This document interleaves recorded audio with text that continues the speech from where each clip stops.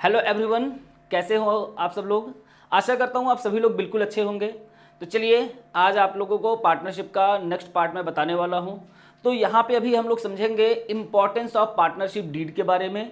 फिर इसके बाद हम लोग profit and loss appropriation account कैसे बनाया जाता है और उसमें क्या क्या चीज़ें आती हैं, उन सारी चीज़ों को हम लोग डिस्कस करेंगे। तो देखिए, पार्टनरशिप डीड कंपलसरी नहीं होता है कि सारे पार्टनरशिप फर्म ये बनाएं। ठीक है, ये ओरल भी हो सकता है कि आप चाहो तो बनवाओ, चाहो तो मत बनवाओ। लेकिन ये क्या होता है कि जैसे अगर इन केस फ्यूचर में कभी किसी तरह की कोई लीगल फॉर्मेलिटीज आ जाती है या किसी तरह का कोई केस हो जाता है, तो वहां पे ये डीड जो रहता है एज अ प्रूफ रहता है आपके पास। अदरवाइज अगर आपके पास डीड नहीं है तो उस केस में आपके पास कोई लीगल प्रूफ नहीं रहता है कि इस बेसिस पे हम जो है कोर्ट में जाएं।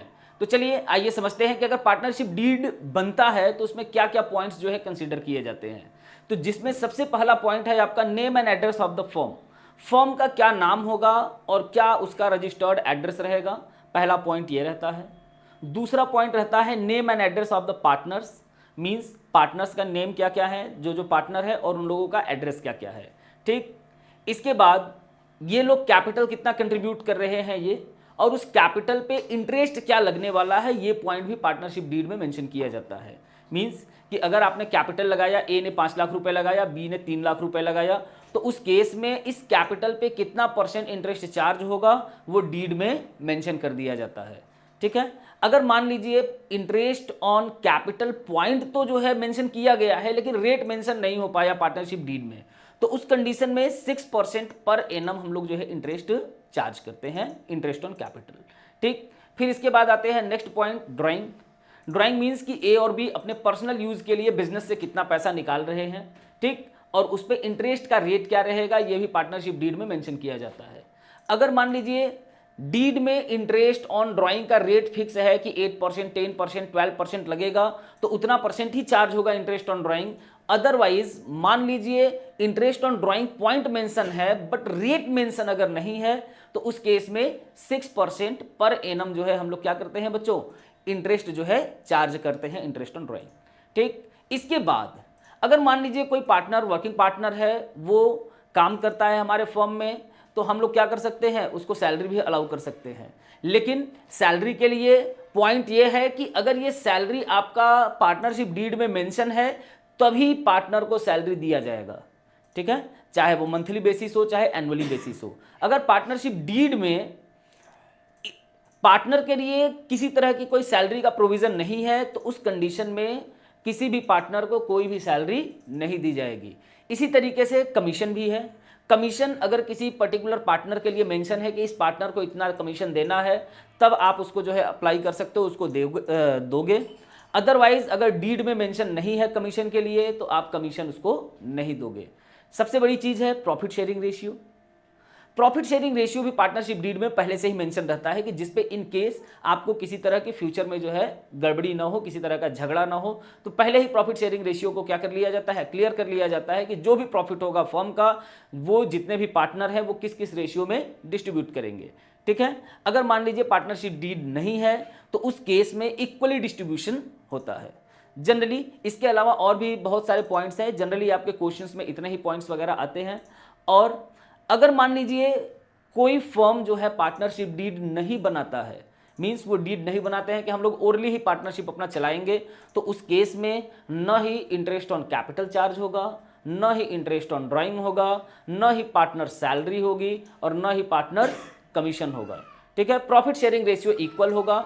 एक पॉइंट अभी मैंने मिस कर दिया था, इंटरेस्ट ऑन लोन। ध्यान से समझिएगा, अगर डीड बना हुआ है या नहीं बना हुआ है। अगर डीड बना हुआ है तो जितना परसेंट, अगर मान लीजिए कोई पार्टनर फर्म को लोन देता है तो जो भी वहां पे रेट मेंशन है उतना परसेंट इंटरेस्ट जो है पार्टनर को पे करना होगा लोन पे। अगर मान लीजिए डीड नहीं बना हुआ है तो उस केस में क्या होगा कि अगर कोई पार्टनर फर्म को लोन देता है तो उस पर 6% पर एनम इंटरेस्ट जो है चार्ज किया जाएगा। ठीक है, तो चलिए ये तो हो गई जनरल सी बातें। अब हम लोग समझते हैं कि profit and loss appropriation account बनाते कैसे हैं और ये क्यों बनाया जाता है। तो सभी लोग बड़े ध्यान से सुनिए। Profit and loss appropriation account बनता है फॉर डिस्ट्रीब्यूशन ऑफ प्रॉफिट।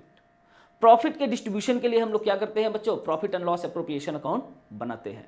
लेकिन होता क्या है कि हम लोग प्रॉफिट तो जब 11th में पढ़ते थे तो trading account, profit and loss account के थ्रू क्या करते थे, प्रॉफिट एंड लॉस हमारा बता देता था कि नेट प्रॉफिट हमारे फर्म का इतना है, और उसके बाद बैलेंस शीट बना लेते थे। ठीक है, वहां पे सोल प्रोप्राइटरशिप रहता था तो प्रॉफिट डिस्ट्रीब्यूशन की कोई बात ही नहीं थी। लेकिन अब यहाँ पे आ गया है पार्टनरशिप। तो ध्यान से समझिएगा बच्चों, प्रॉफिट एंड लॉस अकाउंट में क्या होता है कि बिजनेस के जो रनिंग एंड मेंटेनेंस के खर्चे होते हैं, मींस बिजनेस चलाने के लिए जो नेसेसरी खर्चे होते हैं कि बिना इसके तो बिजनेस चल ही नहीं पाएगा, वो सारे खर्चे हम लोग क्या करते हैं, प्रॉफिट एंड लॉस अकाउंट में चार्ज कर देते हैं।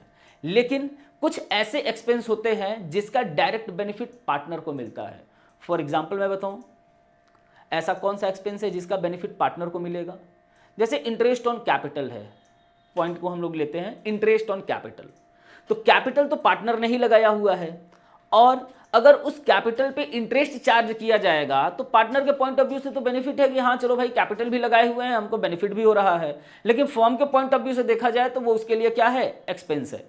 ठीक है, इसी तरीके से पार्टनर की सैलरी या पार्टनर का कमीशन, अगर पार्टनर को सैलरी पे करते हैं या पार्टनर को कमीशन पे करते हैं तो फर्म के पॉइंट ऑफ व्यू से तो ये क्या है, आपका एक्सपेंस है। लेकिन पार्टनर के पॉइंट ऑफ व्यू से ये है कि चलो भाई सैलरी मिल गया तो अच्छी बात है, हमारा कैपिटल और इंक्रीज कर जाएगा। ठीक है, इसके अलावा अगर कमीशन भी मिल रहा है तो उनका कैपिटल और बढ़ जाएगा अगर वो विड्रॉ नहीं करते हैं उस चीज़ को। तो इसी तरीके से ड्राइंग जो होता है, ड्राइंग हमारे कैपिटल को रिड्यूस करता है। क्यों? वहीं सेपरेट लीगल एंटिटी वाला कॉन्सेप्ट कि बिजनेस और बिजनेसमैन एक दूसरे से अलग होते हैं। तो अगर कोई बिजनेसमैन अपने बिजनेस से कुछ भी पर्सनल यूज के लिए विड्रॉ कर लेता है तो ये देखा जाता है कि बिजनेस ने क्या किया, बिजनेसमैन को कुछ दिया, अब उस पर इंटरेस्ट अगर चार्ज होगा तो क्या होगा, बिजनेसमैन तो बोलेगा कि मेरे पैसे पे ही मुझे इंटरेस्ट देना पड़ रहा है, तो उसके लिए तो लॉस है। लेकिन फर्म के पॉइंट ऑफ व्यू से ये क्या होता है, इनकम होता है। इसलिए इंटरेस्ट ऑन ड्राइंग को हम लोग एज ए इनकम कंसीडर करते हैं। ठीक है, तो जितने भी ऐसे एक्सपेंस जो पार्टनर्स को देने होते हैं, ध्यान से समझिएगा, मतलब चाहे इंटरेस्ट ऑन कैपिटल हो, चाहे पार्टनर की सैलरी, चाहे पार्टनर का कमीशन, ये सारी खर्चे जो होते हैं उसका डायरेक्ट बेनिफिट किसे मिलने वाला है, पार्टनर्स को मिलने वाला है। तो जिन एक्सपेंस का डायरेक्ट बेनिफिट पार्टनर्स को मिलता है वही हम लोग क्या करते हैं, profit and loss appropriation account में चार्ज करते हैं। अभी इसमें 2 पॉइंट और आएगा, तो वो 2 पॉइंट जो है ध्यान दीजिएगा। जैसे एक आपका पॉइंट आ जाएगा इंटरेस्ट ऑन लोन का, और एक आएगा पार्टनर्स रेंट। मीन्स अगर कोई प्रीमाइसेस यूज कर रहा है फॉर्म पार्टनर का, तो उसको अगर रेंट पे किया जाता है तो उसको हम लोग पीएल एप्रोप्रिएशन अकाउंट में नहीं दिखाते हैं, पीएल अकाउंट में चार्ज करते हैं। उसके पीछे क्या लॉजिक है इसको भी आज ही मैं समझा दे रहा हूँ, ध्यान से समझिएगा। जैसे अगर कोई प्रीमाइसेस है, कोई एरिया है जहाँ पे बिजनेस एक्टिविटी की जा रही है, फॉर्म जो है अपना बिजनेस कर रहा है, अगर ये पार्टनर का है तो क्या ये जिम्मेदारी नहीं बनती है कि भाई उस एरिया को अगर हम लोग यूज कर रहे हैं तो उसका किराया दिया जाए? देना ही चाहिए, जाहिर सी बात है कि भाई अगर किसी भी एरिया को हम यूज करेंगे तो उसका किराया देना चाहिए। तो अगर ये पार्टनर का ना हो कि किसी और का होता तो उसको तो हम लोग क्या करते, रेंट पे करते कि नहीं करते, जाहिर सी बात है। इसलिए ये बिजनेस का रनिंग एंड मेंटेनेंस का खर्च माना जाता है, इसलिए उसको हम लोग प्रॉफिट एंड लॉस अकाउंट में कंसीडर करते हैं, न कि पीएल एप्रोप्रिएशन अकाउंट में। इसी तरीके से इंटरेस्ट ऑन लोन भी है। अगर लोन पार्टनर देता है फॉर्म को, ठीक है, तो उस पर जो इंटरेस्ट बनेगा वो पार्टनर का डायरेक्ट बेनिफिट नहीं होता है। क्यों? क्योंकि इसके बदले उसने आपको कुछ पैसा दिया है तब ना आप उसको इंटरेस्ट दे रहे हो। और अगर यही लोन आप पार्टनर से न लेके किसी और पर्सन से लिए होते और उसको अगर हम इंटरेस्ट पे करते तो ये हमारा फाइनेंशियल कॉस्ट होता कि नहीं। फाइनेंस मींस कि लोन लिया उसके बदले इंटरेस्ट पे कर रहे हैं, तो ये हमारे बिजनेस का खर्च माना जाता। ठीक है, इसलिए उसको हम लोग क्या करते हैं, प्रॉफिट एंड लॉस अकाउंट में चार्ज करते हैं, पीएल एप्रोप्रिएशन में नहीं करते। तो जनरली इतनी ही चीजें रहती हैं। और एक लास्ट में आता है आपका ट्रांसफर टू जनरल रिजर्व या ट्रांसफर टू रिजर्व। रिजर्व में अगर कुछ भी अमाउंट ट्रांसफर करना है तो वहां पे हम पॉइंट देखते हैं कि नेट प्रॉफिट का अमाउंट रिजर्व में ट्रांसफर करना है या डिविजिबल प्रॉफिट का। तो ध्यान से समझिएगा दोनों में डिफरेंस क्या होता है। नेट प्रॉफिट मींस जो प्रॉफिट हमारा नेट प्रॉफिट मतलब प्रॉफिट एंड लॉस अकाउंट से आया है वो नेट प्रॉफिट होता है। तो अगर उसका 10%, 20%, 25% जो भी ट्रांसफर करना है तो वो तो हमारा माना जाएगा क्या कि नेट प्रॉफिट का इतना परसेंट हम रिजर्व में ट्रांसफर किए। लेकिन डिविजिबल प्रॉफिट क्या होता है? डिविजिबल प्रॉफिट मींस कि जब उसमें से सारे एक्सपेंसेस हमने माइनस कर लिया है उस प्रॉफिट में से, अब किसी को कुछ भी देना लेना नहीं है, तो वो प्रॉफिट जो बचता है कि अब इसका डिस्ट्रीब्यूशन करना है पार्टनर्स को, वो होता है डिविजिबल प्रॉफिट। तो डिविजिबल प्रॉफिट का अगर जनरल रिजर्व में ट्रांसफर करना है या रिजर्व में ट्रांसफर करना है तो जो परसेंट ट्रांसफर आपको करना है जितना, उसको हम लोग कैलकुलेट करके पीएल एप्रोप्रिएशन अकाउंट में उसको कंसीडर करते हैं। तो चलिए आइए मैं आप लोगों को पीएल एप्रोप्रिएशन अकाउंट के बारे में थोड़ा सा समझाता हूं कि पीएल एप्रोप्रिएशन अकाउंट बनता कैसे है, इसमें क्या क्या चीजें आती हैं। ध्यान दीजिएगा, पीएल एप्रोप्रिएशन अकाउंट ये आपका बना हुआ है profit and loss account. Appropriation account का फॉर्मेट इधर होता है आपका डेबिट साइड और यहां पे रहता है आपका credit side. In case of profit, अगर फर्म को प्रॉफिट हुआ तब तो देखो बच्चों प्रॉफिट का डिस्ट्रीब्यूशन होगा, तो प्रॉफिट का डिस्ट्रीब्यूशन होगा तो हम लोग पीएल एप्रोप्रिएशन अकाउंट बनाएंगे। अगर लॉस ही हो गया तो डिस्ट्रीब्यूशन का कोई तो सवाल ही नहीं उठता, तो उस कंडीशन में पीएल एप्रोप्रिएशन अकाउंट हम लोग नहीं बनाते हैं।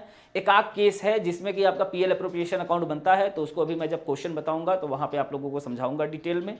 अभी ध्यान दीजिए, profit and loss account means यहां पे सबसे पहले हम लोग स्टार्ट करेंगे by profit and loss account के थ्रू, और यहां पे हम लोग शो करते हैं हमारा net profit. Means profit and loss account से जो प्रॉफिट आया हुआ है सबसे पहले उसको हम यहां पे पोस्ट कर देते हैं, ठीक है। और फिर इसी प्रॉफिट में से जितने भी एप्रोप्रिएशंस हैं उसको हम लोग चार्ज करेंगे डेबिट साइड में। तो एप्रोप्रिएशंस में सबसे पहला एप्रोप्रिएशन आपका क्या होता है, इंटरेस्ट ऑन कैपिटल। तो इंटरेस्ट ऑन कैपिटल यहां पे हम लोग लिखेंगे। फॉर एग्जांपल मैंने यहां पे लिया हुआ है कि मान लीजिए ए और बी दो पार्टनर हैं, ठीक है। तो ए और बी दो पार्टनर हैं, तो मान लीजिए ए का कैपिटल 5 लाख है और बी का कैपिटल 3 लाख है और 10% मान लीजिए इंटरेस्ट का रेट है। तो उस कंडीशन में क्या करेंगे, 5% है तो ए का कितना हो जाएगा 50,000, तो यहाँ पे ए के सामने हम लोग 50,000 शो कर देंगे, और बी का 3 लाख है तो इनका 10% 30,000 हो जाएगा, यहाँ पे 30,000 शो करेंगे, और यहाँ पे टोटल शो कर देंगे कितना हम लोग 80,000 आउटर कॉलम में, ठीक है। इस तरीके से मान लीजिए आगे चल के ए और बी में से ए को आप क्या कर रहे हो 2,000 पर मंथ सैलरी पे कर रहे हो, ठीक है। तो ए भी पार्टनर है। अगर मान लीजिए एम्प्लॉइज की सैलरी देनी है तो उसको हम लोग चार्ज करते हैं कहाँ पे, प्रॉफिट एंड लॉस अकाउंट में, और अगर पार्टनर को सैलरी देना है तो उसको profit and loss appropriation account में, ठीक है। तो ध्यान दीजिए यहां पे अगर ए को सैलरी देंगे तो हम लिख देंगे 2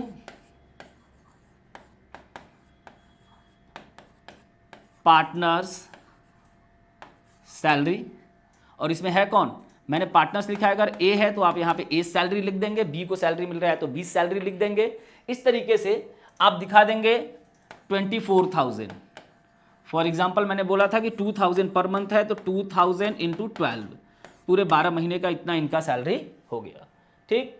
इसके बाद अगर मान लीजिए कमीशन देना है बी को तो लिख देंगे 2 बीज कमीशन, और कमीशन का जो भी अमाउंट होगा उसको यहां पे पोस्ट कर लेंगे, ठीक। इसके बाद अगर कुछ भी अमाउंट आपको रिजर्व में ट्रांसफर करना है, चाहे डिविजिबल प्रॉफिट का चाहे नेट प्रॉफिट का, उसको भी हम ट्रांसफर करेंगे, तो यहां पे लिख देंगे 2 रिजर्व, और जो भी अमाउंट होगा उसको यहां पे पोस्ट कर देंगे। क्रेडिट में आपका सिर्फ एक ही चीज आता है और वो क्या है, इंटरेस्ट ऑन ड्राइंग। तो इंटरेस्ट ऑन ड्राइंग अगर एनुअल ड्राइंग है तो 6 मंथ का ही इंटरेस्ट आपका कैलकुलेट होता है। उसके बारे में डिटेल में जब इंटरेस्ट ऑन ड्राइंग टॉपिक हम लोग स्टार्ट करेंगे वहां पे और डिटेल में समझेंगे। अभी थोड़ी देर के बाद अभी हम लोग समझेंगे कि इस चैप्टर में आपको क्या क्या टॉपिक पढ़ना है, ठीक है। तो उन सारे टॉपिक को भी हम लोग आज ही डिस्कस करेंगे। तो अभी फिलहाल में समझते हैं कि इंटरेस्ट ऑन ड्राइंग अगर ए का जितना भी इंटरेस्ट है ए के सामने, बी का जो भी इंटरेस्ट का अमाउंट है उसको बी के सामने, और यहाँ पे टोटल करके यहाँ आउटर कॉलम में लिख देंगे।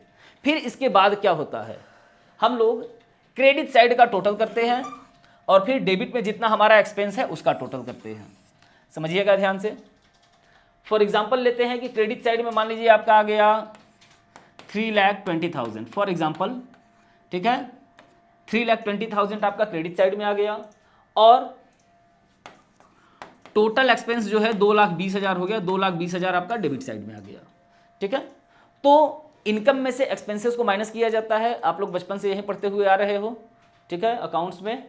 तो लेस करने के बाद जो आपका प्रॉफिट बच गया है वो कितना हो गया, 1 लाख रुपीज बच गया, और यही आपका होता है डिविजिबल प्रॉफिट, ठीक है बच्चों। तो डिविजिबल प्रॉफिट मींस अब इसका डिस्ट्रीब्यूशन करना है बिटवीन पार्टनर्स। तो पार्टनर ए और बी है। फॉर एग्जांपल हम लोग लेते हैं कि मान लीजिए ए और बी का प्रॉफिट शेयरिंग रेशियो 3:2 है।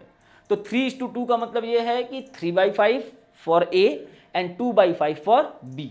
फॉर एग्जाम्पल जैसे यहाँ पे मान लीजिए 3:2 है, तो 3 और 2 5 हो गया, मीन्स ये ए का शेयर है, ये बी का शेयर है, तो ए का हो जाएगा 3/5 और बी का हो जाएगा 2/5। तो अब करेंगे क्या, यहाँ पे लिख देंगे हम लोग 2 प्रॉफिट ट्रांसफर टू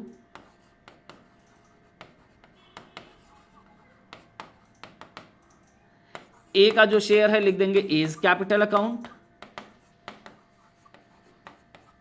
और बी का जो शेयर है उसको लिख देंगे बीज कैपिटल अकाउंट में। 3:2 में अगर डिस्ट्रीब्यूशन करेंगे बच्चों तो ए का शेयर हो जाएगा आपका 60,000 और बी का शेयर हो जाएगा 40,000 3:2 में, और इसका टोटल कर देंगे कितना हो जाएगा आपका 1 लाख, और इसके बाद इस अकाउंट को क्लोज कर देंगे दोनों साइड का टोटल करके। ठीक है, तो इस तरीके से हम लोग क्या करेंगे बच्चों, profit and loss appropriation account बनाएंगे। अभी मैंने सिर्फ ऐसे ही आपको जनरली सिर्फ समझा दिया है कि पीएल एप्रोप्रिएशन अकाउंट बनता कैसे है। अभी आगे हम लोग प्रैक्टिकल क्वेश्चंस के थ्रू 2-4-10 क्वेश्चन करेंगे, जिससे हम लोग और डिटेल में profit and loss appropriation account को समझेंगे। अभी ध्यान दीजिए कि इस चैप्टर में आपको टोटल क्या क्या पॉइंट्स पढ़ने हैं, उसको थोड़ा सा भी हम लोग आज डिस्कस करते हैं, और फिर धीरे धीरे पार्ट वाइज हम लोग एक एक टॉपिक को जो है कवर करते जाएंगे। तो चलिए ध्यान दीजिए, देखिए सबसे पहले तो हम लोगों को यहाँ पे पढ़ना था preparation of profit and loss appropriation account, PL appropriation account बनता कैसे है, जिसको मैंने अभी आप लोगों को डिटेल में समझा दिया। फिर इसके बाद जो नेक्स्ट आपका बनता है वो बनता है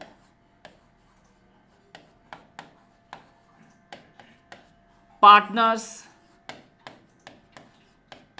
कैपिटल अकाउंट।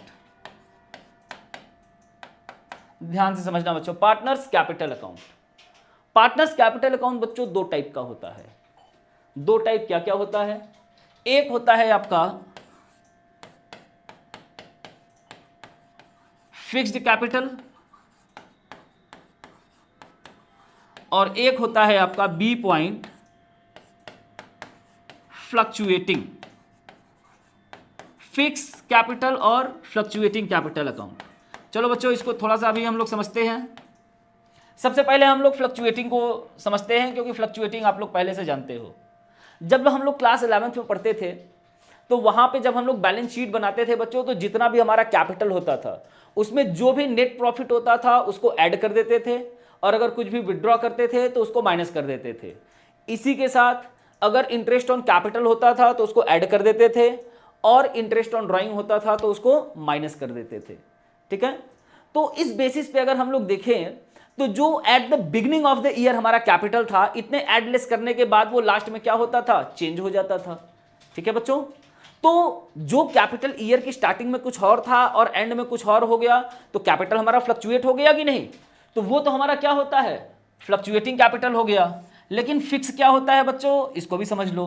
कैपिटल फिक्स का मतलब ये है कि आपका अगर beginning of the year 5 lakh capital है तो at the end of the year भी ये कितना होगा, 5 लाख ही होगा।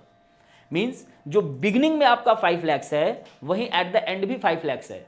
तो अब सवाल ये उठेगा कि प्रॉफिट की रिकॉर्डिंग हम लोग कहां करेंगे, इंटरेस्ट ऑन कैपिटल कहां लिखेंगे। इंटरेस्ट ऑन कैपिटल के अलावा आपका पार्टनर की सैलरी है, पार्टनर का कमीशन है और तमाम पॉइंट्स हैं। तो अब उन सब चीजों के लिए हम क्या करेंगे, तो फिक्स में क्या करना होता है बच्चों, हम लोग जहां भी कैपिटल फिक्स होता है वहां पे कैपिटल अकाउंट के साथ साथ एक नया अकाउंट बनाते हैं जिसको बोलते हैं पार्टनर्स करेंट अकाउंट। ठीक है, मींस वहां पे हम लोग क्या करेंगे, अगर कैपिटल फिक्स है तो कैपिटल अकाउंट भी बनाएंगे और करेंट अकाउंट दोनों बनाएंगे पार्टनर्स का। लेकिन अगर फ्लक्चुएटिंग कैपिटल है तो वहां पे सिर्फ और सिर्फ हमको क्या बनाने की जरूरत है, पार्टनर्स कैपिटल अकाउंट ही बनाने की जरूरत है, बाकी चीजें बनाने की जरूरत नहीं है। सारी रिकॉर्डिंग हमारा पार्टनर्स कैपिटल अकाउंट में ही हो जाएगा अगर कैपिटल क्या है बच्चों, फ्लक्चुएटिंग है। और अगर कैपिटल फिक्स है तो उस केस में क्या करेंगे हम लोग, कैपिटल अकाउंट तो बनाएंगे ही बनाएंगे, साथ ही साथ क्या करेंगे, पार्टनर्स का करंट अकाउंट भी मेंटेन करेंगे। ठीक है, तो चलिए अब इसके बाद समझते हैं और इसमें क्या क्या है पॉइंट। एक पॉइंट है आपका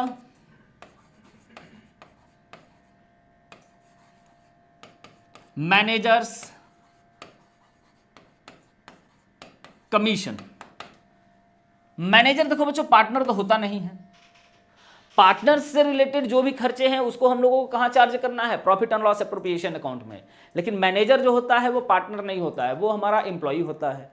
तो उसको अगर कुछ भी कमीशन देना है तो उसको हम लोग क्या करते हैं, प्रॉफिट एंड लॉस अकाउंट में चार्ज करते हैं, पीएल एप्रोप्रिएशन अकाउंट में चार्ज नहीं करते। और मैनेजर कमीशन कैलकुलेट करने के दो मेथड होते हैं, प्रॉफिट का before charging his commission and after charging his commission. ठीक है, अगर मैनेजर कमीशन आपका बिफोर चार्जिंग है तो बिफोर चार्जिंग में क्या करते हैं बच्चों, हम लोग प्रॉफिट जो भी है, जितने प्रॉफिट का आपको कमीशन देना है, इनटू रेट अपॉन 100। इस तरीके से हम लोग क्या करते हैं, बिफोर चार्जिंग हिज कमीशन है तो इस तरीके से हम लोग क्या करते हैं, मैनेजर का कमीशन कैलकुलेट कर लेते हैं। और इसी की जगह अगर बोल दे कि मैनेजर कमीशन आपको after charging his commission, means manager को 5% ही प्रॉफिट का कमीशन देना है लेकिन आफ्टर चार्जिंग हिज कमीशन देना है, तो उस कंडीशन में हम लोग क्या करते हैं बच्चों, अगर आफ्टर चार्जिंग रहेगा हिज कमीशन तो उस कंडीशन में जो भी प्रॉफिट रहेगा बच्चों into rate upon 100 plus rate हो जाता है। अब चलिए मैं इसको थोड़ा सा एक फॉर एग्जांपल के थ्रू आपको समझाने की कोशिश करता हूं। जैसे बिफोर चार्जिंग हिज कमीशन है तो उस कंडीशन में मान लीजिए आपके फर्म का प्रॉफिट है 1,10,000 और इसको 10% कमीशन देना है मैनेजर को, तो 10% अगर बिफोर चार्जिंग है तो हम क्या कर देंगे, इंटू 10/100 कर देंगे और ये इक्वलेंट टू कितना हो जाएगा, 11,000 रुपीज आ जाएगा। मीन्स अगर बिफोर चार्जिंग हिज कमीशन है तो उस कंडीशन में 10% अगर हम लोग कमीशन निकालेंगे तो मैनेजर का कितना आ जाएगा, 11,000 रुपीज आ जाएगा। लेकिन इसी जगह अगर आफ्टर चार्जिंग बोल दिया तो उस कंडीशन में बच्चों हम लोगों को क्या करना है, इसी 1,10,000 का कितना करेंगे, rate upon 100 plus rate, means 10/110। ठीक है, तो यहां पे जब कैलकुलेट करेंगे तो यहां पे कैंसिल होने के बाद इनका कमीशन कितना बन जाएगा, 10,000 रुपीज। यही है डिफरेंस बच्चों before charging his commission and after charging his commission.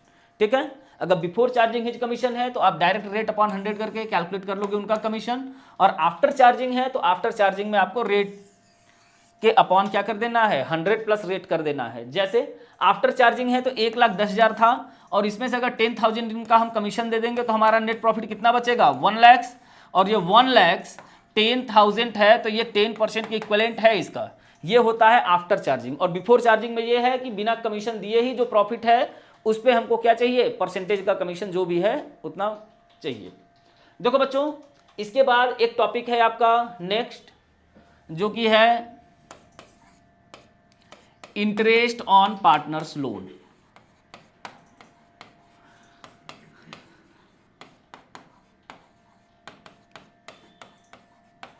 एक टॉपिक है आपका इंटरेस्ट ऑन पार्टनर्स लोन।